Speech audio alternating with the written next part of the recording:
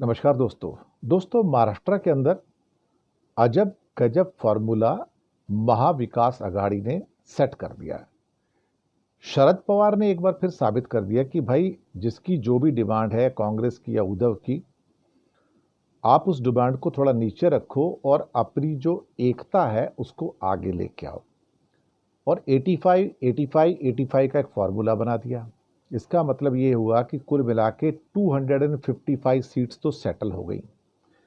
अब उसके बाद टोटल मिला के जो सीटें बचती हैं इसमें 43 सीट्स और बचती हैं, 33 सीट्स और बचती हैं।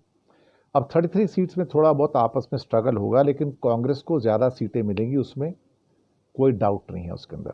लेकिन एक ऐसा फार्मूला सेट हो गया कि जिससे भारतीय जनता पार्टी हैरान हो गई। 85 85 85 यानी कि तीनों 85 करेंगे, ये तो किसी ने सोचा भी नहीं था।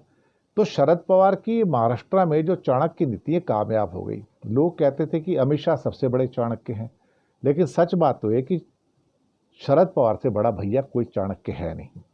और उन्होंने दिखा दिया कि यही होगा जो हम चाहते हैं।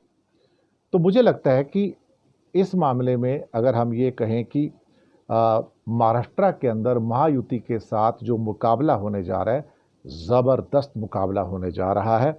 और पहला राउंड अगर देखा जाए तो वो महाविकास आघाड़ी ने महायुति के मुकाबले जीत लिया है। अब रही बात की दूसरे राउंड में, तो भाई दूसरे तीसरे राउंड के अंदर तो महायुति तो है ही है, उसके साथ में चुनाव आयोग भी आ जाता है, ईवीएम की मशीनें भी आ जाती हैं।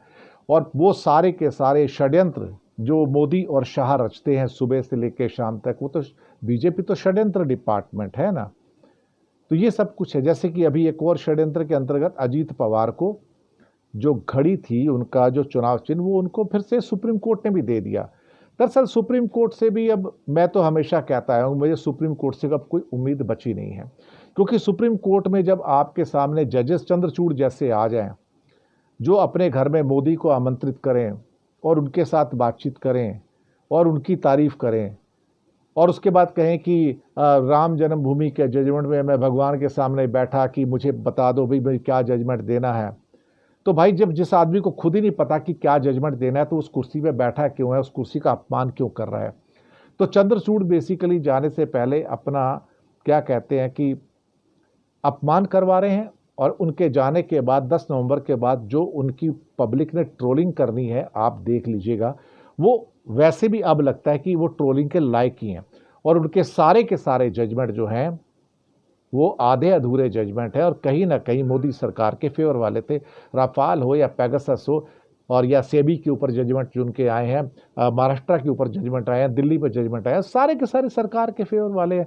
हमेशा उनको एक क्या कहते हैं लूप होल निकाल के वो दे देते थे, भाई तुम इसको कर लोगे तो हमें कोई आपत्ति नहीं है। तो एक तरह से कहा जाए तो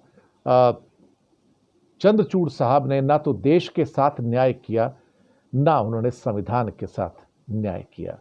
ये सच, कड़वा सच जिंदगी में हमें याद रखेगा कि एक शख्स ऐसा आया था जिससे उम्मीदें थी, लेकिन उसने कोई कसर नहीं छोड़ी कि वो आपकी उम्मीदों को तोड़ दे। शुक्रिया।